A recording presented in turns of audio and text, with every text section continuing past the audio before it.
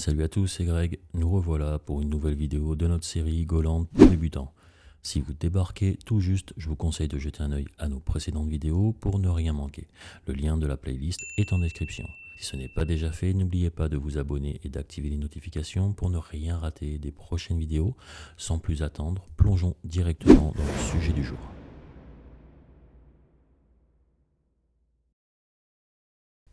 On a vu maintenant comment on pouvait déclarer une variable et l'affecter, l'afficher, changer sa valeur. Maintenant, imaginons que vous voulez une variable qui contient plusieurs valeurs.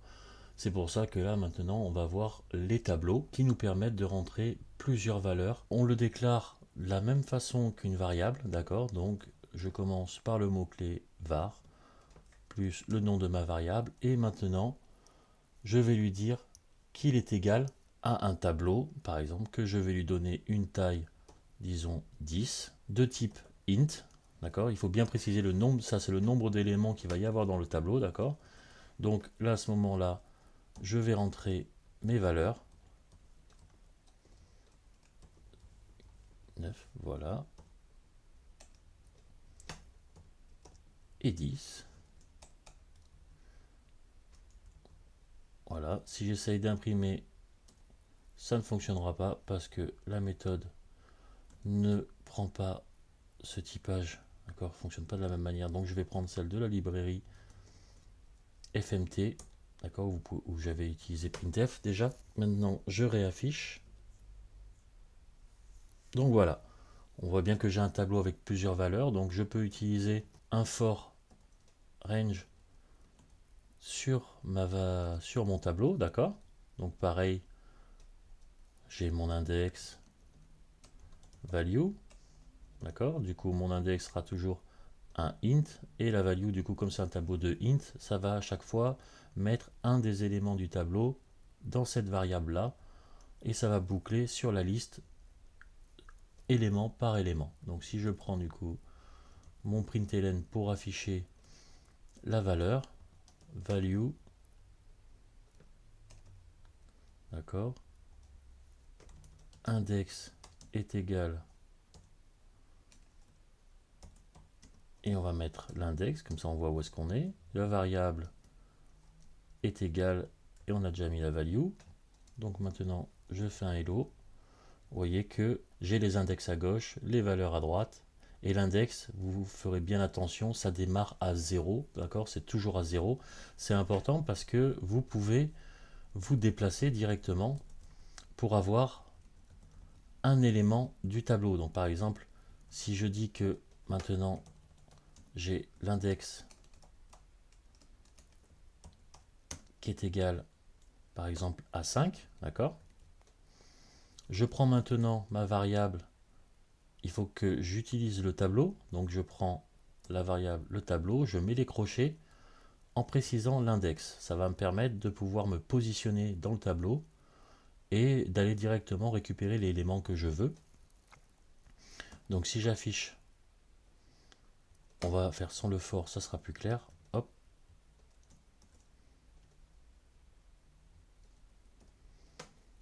Voilà, donc là j'ai bien mon tableau. Et si je prends l'index 5, d'accord, eh ben j'ai la valeur 6. Je peux aussi modifier directement la valeur. Donc c'est-à-dire que par exemple, si mon tableau a cet index, d'accord, là à ce moment-là, je vais affecter une valeur maintenant à cette position qui sera la valeur par exemple 25, d'accord. Si j'affiche mon tableau, il n'a pas changé. Par contre, la valeur elle a changé quand j'essaie de l'afficher. Donc si je prends mon tableau et que je l'affiche après ce mouvement, qu'est-ce qui se passe? Voilà, j'ai bien changé un élément dans ma liste. Là du coup, le tableau, on lui a précisé une taille fixe. Maintenant, il y a moyen, par exemple, de déclarer un tableau, on va dire dynamiquement. Donc ce sont alors des slices. Donc on enlève la taille. Du coup, ça permet d'avoir un tableau qui est dynamique où on va pouvoir lui rajouter des éléments au fur et à mesure. Donc, par exemple, à var 1,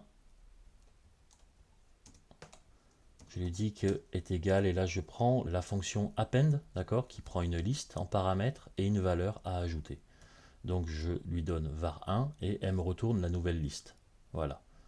Donc c'est pour ça que je dis que var1 est égal et que en même temps, du coup ça permet de, on va dire, réaffecter la valeur avec le nouveau tableau. On ne va pas copier un autre tableau puisqu'on va le garder. Et là je vais utiliser la valeur par exemple 25 et je vais afficher mon tableau. D'accord? Vous voyez, j'ai pu ajouter 25, ce qui n'est sûrement pas le cas si j'avais ajouté. Vous voyez, ce n'est pas possible. Go me le permet pas, d'accord? Parce qu'à ce moment-là, ben là, il comprend pas. C'est pas une slice du tout. Donc là, il faut que j'enlève. Vous avez une autre façon de pouvoir déclarer, on va dire, votre tableau directement, d'accord? C'est en faisant un var nombre make, d'accord? En précisant que c'est un tableau de int, d'accord? Voilà. Et par exemple une taille. D'accord? Et là en même temps après vous ajoutez exactement avec la même façon, vous ajoutez des éléments dans votre tableau. D'accord? On va garder le slice pour les exemples suivants. On peut également bien sûr enlever des éléments du tableau. D'accord? Donc on peut en utilisant l'index. Alors on va utiliser la même méthode. D'accord? Append que var1 sera égal à la nouvelle liste qui va se passer avec append. On lui dit que on lui passe la liste en paramètres. Là, on ouvre les crochets, on met les deux points et on précise quel index on veut supprimer, donc le 10e. Là, on lui donne l'index, donc qu'est-ce qu'on veut changer. Donc en fait, ce qui va se passer, c'est que ça va concaténer en fait au niveau du tableau. On va jouer en changeant les positions. Là, je prends l'index plus 1 et on se déplace. Ça, c'est par rapport à se positionner dans le tableau pour supprimer. Donc, vous voyez, voilà, là, ça c'est comme ça que vous devez supprimer un index dans un tableau si vous voulez le supprimer. On affiche maintenant ce qui se passe après avoir supprimé pour voir si ça s'est bien supprimé. D'accord, donc on voit que la première fois mon tableau il avait 10 éléments, ça allait jusqu'à 10. J'ai rajouté une clé. Donc voilà, pour cette partie-là. Ouais. On va voir une autre façon de faire en utilisant les maps. On déclare une variable, c'est exactement de la même manière. Donc on utilise var, on lui donne un nom. Et là, elle est égale non pas à un tableau comme on a vu, comme on a utilisé, mais on va utiliser la fonction make, avec laquelle on va utiliser le mot-clé map. D'accord. Là, à ce moment-là, on va préciser. Alors là, ce qui est intéressant dans les maps, du coup, à ce moment-là, c'est que l'index, eh ben, on peut choisir le type. Dans les slices, quand on les directement, c'était des int, on avait un index qui allait s'incrémenter de 0 jusqu'à ce qu'on rajoute des éléments. Là, du coup, vous pouvez choisir directement votre typage. Donc là, on va utiliser le type int. Et là, je lui dis comme élément, on va mettre des int aussi. D'accord? On va pas changer, on va rester sur le même chose qu'on a fait pour l'instant. Donc là, ben, on va boucler dessus. Pareil pour affecter notre tableau. On va aller jusqu'à 10, d'accord? Ça nous permettra d'avoir des clés qui iront de 0 jusqu'à 9, hein, n'oubliez pas, ça commence à 0. Maintenant, ben, mon tableau, là, j'utilise pas la méthode append, d'accord, directement, puisque c'est moi qui dois, parce que je vais choisir la clé, d'accord? Donc là, l'incrémentation ne va pas être automatique, c'est moi qui dois préciser quelle clé, donc qu'est-ce que je dois mettre comme valeur à l'intérieur. Donc là, on commence à 0, c'est exactement ce qu'on veut faire. I, mais par contre, comme valeur, je vais utiliser i plus 1. Du coup, ça me permet directement d'afficher 1, 2, 3, 4, 5, 6, 7, 8, 9, d'accord? Et pas commencer à 0. On va afficher la sortie de notre tableau pour voir si ça s'est bien passé. Voilà. Je lance mon programme.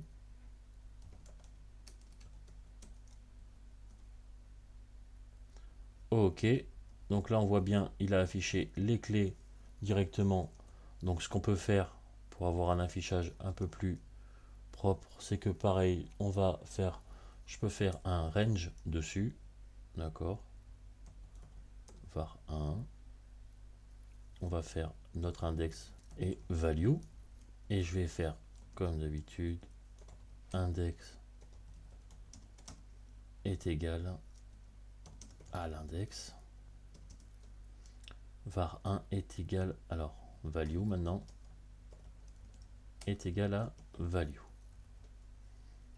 Voilà, je lance mon code. Et on voit là, c'est un peu plus propre, du coup, il m'affiche.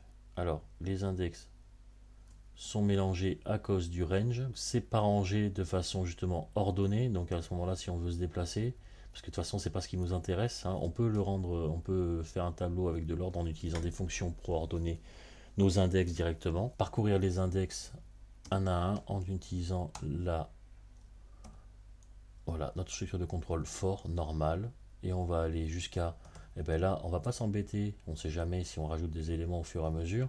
On va directement aller jusqu'à la taille de notre tableau. Voilà, donc tant que i est inférieur à la taille de notre tableau, on va incrémenter i de plus en plus. Et à ce moment-là, du coup, l'index, je vais afficher i. D'accord. Et la value, je vais l'afficher directement dans ma liste. Donc je mets les crochets et là je place l'index pour avoir ma value. Donc on nettoie le terminal comme ça on voit plus clair. On lance le code. Et là à ce moment-là, j'ai oublié d'enlever celui-là.